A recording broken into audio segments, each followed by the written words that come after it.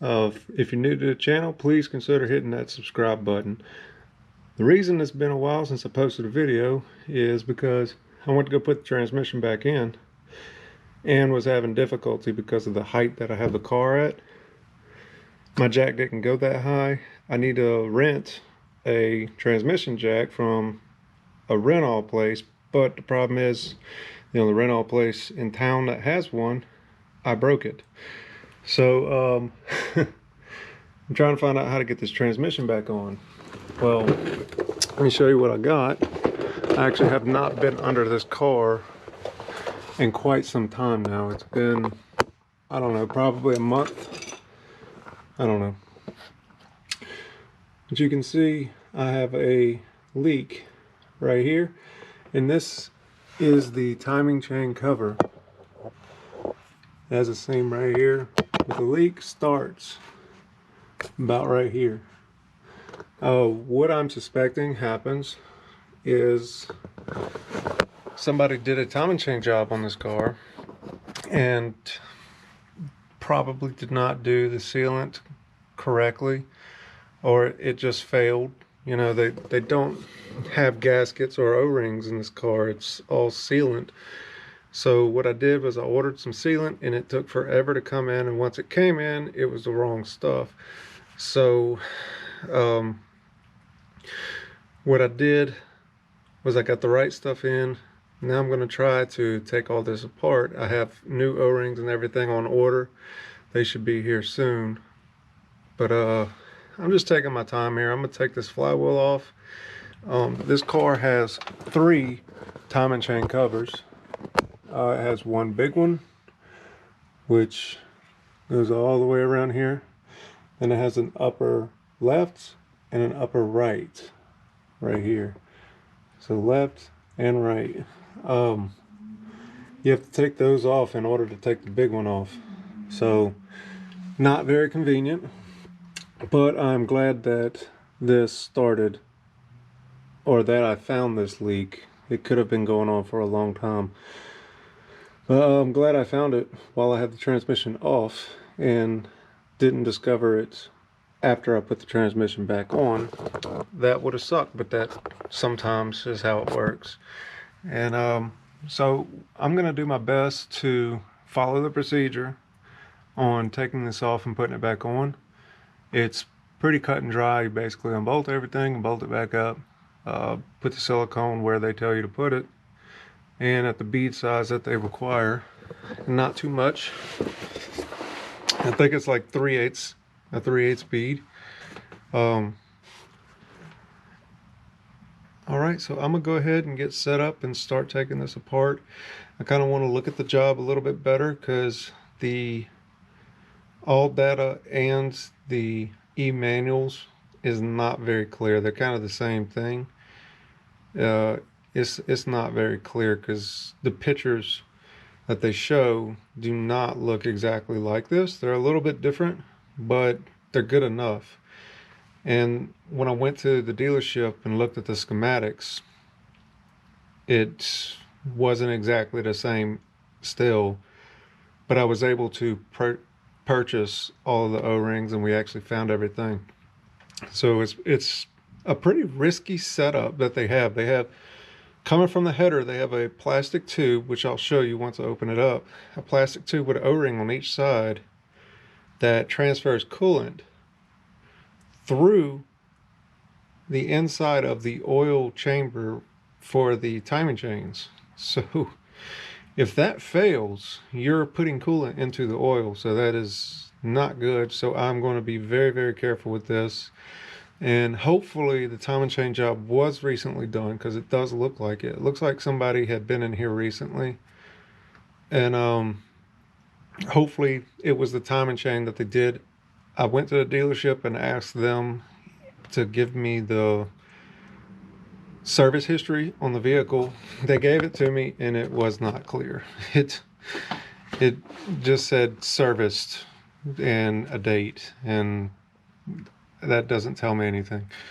But anyway, I'm going to open it up. I know about the timing chain guide failures that these cars are prone for, that it is very common, very common to go out because they're made of plastic. So I'm going to take a look at mine, and if mine are bad, I'm going to be replacing them with some billet aluminum ones from, I believe the company is JHM, and they're a couple $100. So while I'm in there, might as well change them to the billet aluminums and never have to worry about it again. The only thing that I would have to worry about is the time and change stretch, last 100,000 miles. So I'm going to take a look at them. If they're in great shape, I'm still going to go ahead and probably order the billet aluminum time and chain guides since I'm already in there. It would make sense, and it's a couple $100 for me not to have to drop this transmission again. So anything to try to prevent me from getting this transmission out again, I'm going to do it. All right, so here we are at the passenger side upper time chain cover, and there's a lot of bolts going around. This, I believe, is just a water pump, and this is the driver's side upper time and chain cover, and this is the water line that comes through the time and chain chamber. It has like a little water tube with O-rings on each side, then an O-ring on the flange here. Really risky for them to do that as a manufacturer, but haven't heard of anybody having any issues with it. Let's see. Having a little trouble mounting a camera in this small space. So what I'm gonna do is I'm gonna unscrew it. No particular pattern, I'm just gonna try to get to it. First thing I'm gonna do is take off this crossover tube, and that should be it. I'm also gonna take off this plastic tube here. It's also got an O-ring. I'm gonna undo that, carefully undo it. But yeah, this is a very tight space. I am actually sitting where the transmission normally is in the catalytic converters. Very small space, but gotta do it, so let me get to it. Okay, so what I've got so far is I've got the upper right cover off. It's the one with the oil / water pump that's in there. Pretty neat little setup. Looks like it pumps oil through the small tube and cool water through there. Maybe that's oil. I doubt it though. Don't know how that works. And through that tube that runs through the that's pretty weird. But I'm going to be changing the O-ring that goes on this side and the other side. I've got them both. Dealership was very helpful with that. And now I need to remove this side, and then off to taking the flywheel off. I also have a new rear main seal, all new, everything here. It's going to be all new, no more leaks hopefully. And then I can start putting my transmission back on.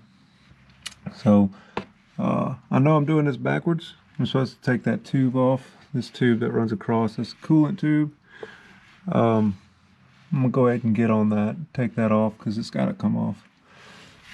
And I'll be right back. Alright guys, so now I've got the upper right and upper left valve time and chain covers off. Now I've got to take off the lower time and chain cover, which is huge and has a bunch of bolts going around it. I went and bought a new rear main seal, and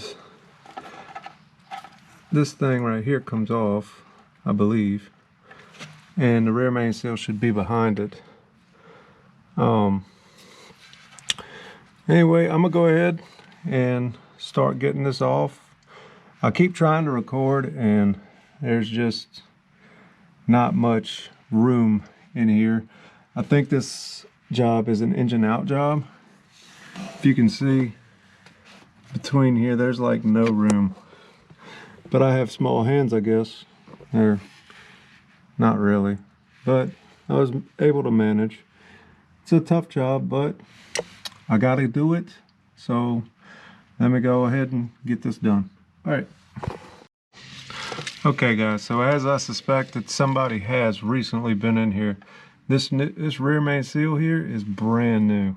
It's still pliable and it still has the application grease still there. So it hasn't been long since somebody's been in here.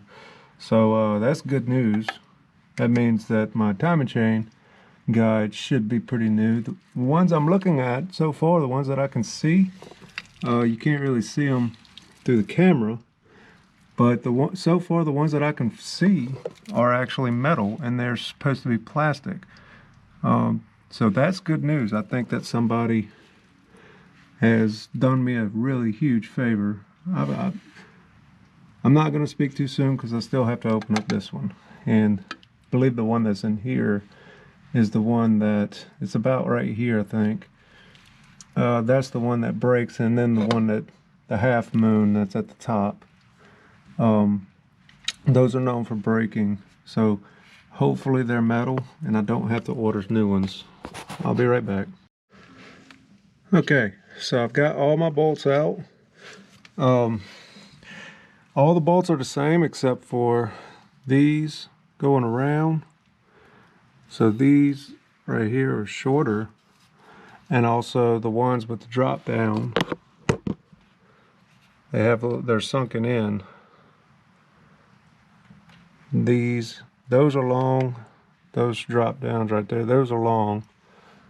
That one's long. That's short. That's short. Those up there are short. Up here, those three are short, and these are really long. You got three on each side. Those are really long. And those are really hard to get to. And also keep your hands clean while you're up in there. So I'm gonna go ahead and pop this cover off, and I need to prep because a lot of oil is gonna come out. I'd like to catch it instead of clean it. So let me get this out of the way and I'll be right back. All right guys, so I got the lower timing belt cover off. Sorry I didn't get any video of that. There just wasn't enough room, and that thing was really hard to get off. Checked my timing chain guides and everything. They actually look really new. The chain itself looks really new, and everything is metal. So lucky me. I don't know if I mean, except for the little guides, which they don't look too worn down. They look like they're gliding on the surface of them with the little edge guides. Everything looks good. So all I need to do is reseal it. So it looks like, let me get out of here. This is cramped. So I want to check the cover for any cracks, any fractures, or anything like that. I'm definitely going to be changing the rear seal.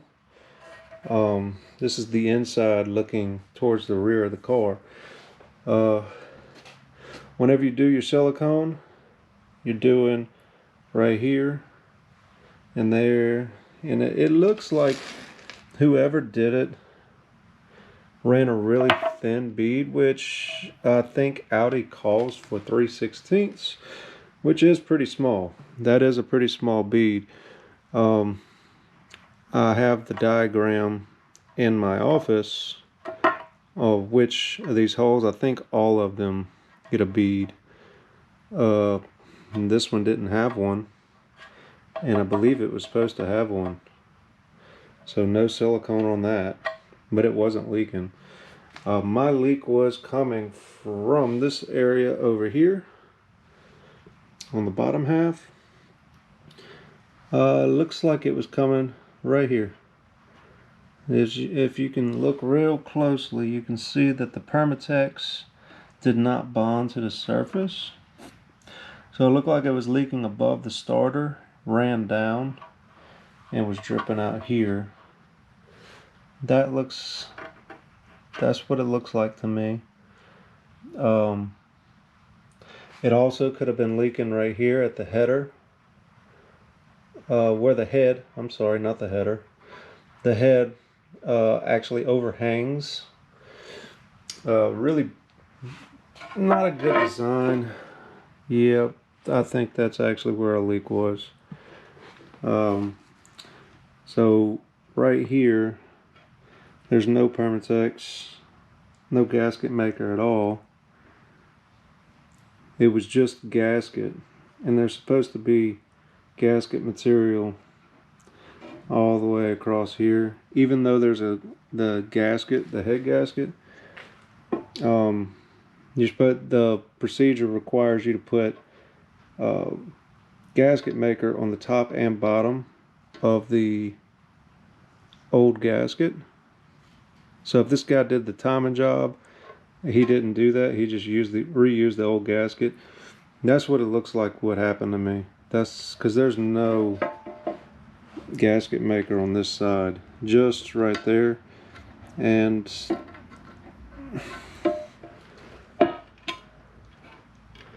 on this side he did it, but not the other side. That makes no sense. And also it looks like he used red stuff, which is not a great gasket sealer. Not for this. It is high temp, but I prefer Permatex. Some of you guys may think otherwise about what gasket maker to use. If y'all have a preference, please let me know in the comments. So anyway, that's about as far as I'm gonna go today. I'm gonna take a break. I'm pretty tired. Not to mention I have to go out to the end of the driveway to get all the gaskets and new O-rings out of my wife's car. And once I walk out there, I'm not going to have any energy left. So anyway, you guys, for those of you who are new to this channel, please consider subscribing. I really appreciate all the people that are subscribing. I love your support. Really appreciate it. So keep watching. I know that y'all may not be leaving this job, but it's pretty interesting to watch the progress of this car.